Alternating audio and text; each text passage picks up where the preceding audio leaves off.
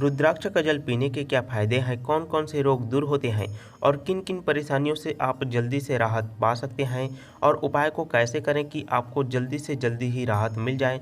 पंडित प्रदीप मिश्रा गुरुजी ने जो उपाय बताया है उसी उपाय को मैं आप सभी को बहुत ही अच्छी तरह से बताने वाला हूं और इस उपाय को आपको कैसे करना है ताकि इस उपाय से आपको 100% लाभ मिलेगा, उसके बारे में आपको अच्छी तरह से जानकारी देने वाला हूं।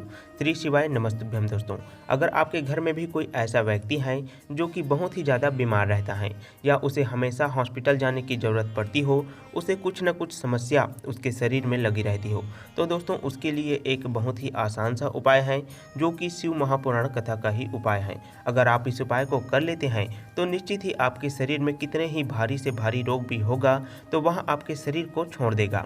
इस उपाय को करने से आपकी कैंसर जैसी बड़ी बीमारी भी दूर हो सकती है।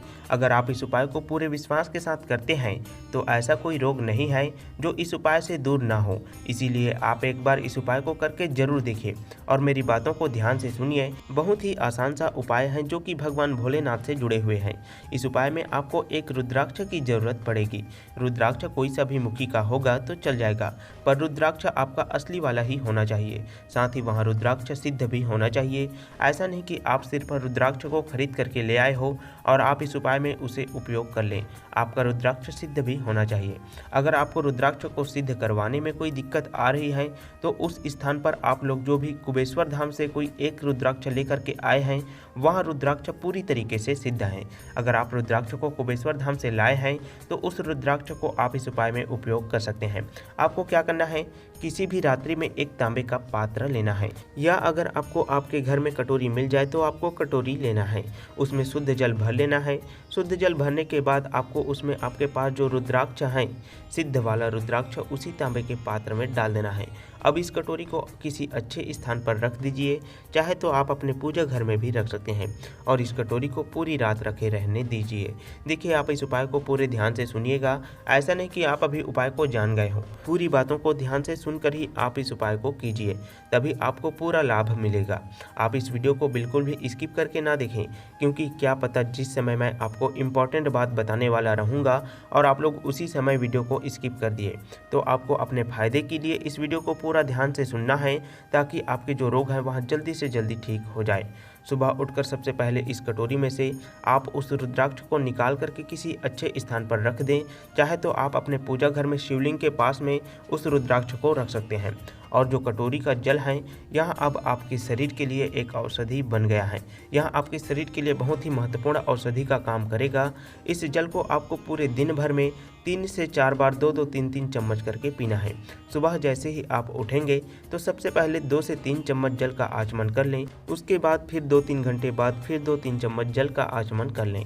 फिर 3-4 घंटे बाद उसका आचमन कर लें। इस तरीके से ही आपको पूरा जल पूरे दिन भर में समाप्त करना है। यही प्रक्रिया को आपको रोज दोहराना है जब तक आपकी बीमारी ठीक ना हो जाए।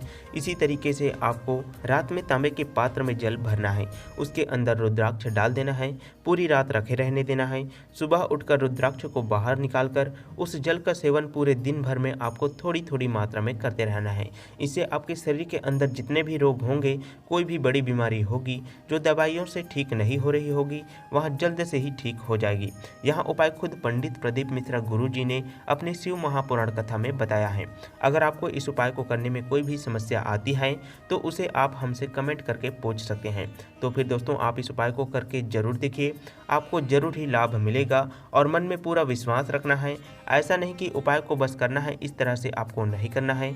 आपको आपके मन में विश्वास रखना है कि इसी उपाय से ही मेरा जो रोग है वह ठीक हो जाएगा और मुझे कोई दूसरा उपाय करने का जरूरत ही नहीं है। आप भगवान भोलेनाथ पर विश्वास रखकर ही उपाय को कीजिए, जरूर ही आपको आपकी परेशानियों से राहत मिलेगा। आपके जो रोग होंगे वह जल्दी से समाप्त हो जाएंगे। दुनिया में ऐसी कोई परेशानी नहीं है जिसका हल ना हो सके, तो जरूर ही आपके भी समस्याओं का निदान होगा। इसी के साथ आप सभी को श्री शिवाय नमस्तुभ्यम, हर हर महादेव। और आप सभी कमेंट बॉक्स में भगवान भोलेनाथ का जयकारा जरूर लगाइएगा। जो भी भगवान भोलेनाथ का जयकारा लगाएगा, भगवान उनकी मनोकामनाओं को पूरी कर देना। चाहे उनकी समस्या कितनी ही बड़ी क्यों ना हो, उनके रोग बीमारी कितने ही बड़े क्यों ना हो, उन्हें जल्दी से जल्दी उनकी समस्याओं से निजात कर देना। इसी के साथ आप सभी को श्री शिवाय नमस्तुभ्यम, हर हर महादेव।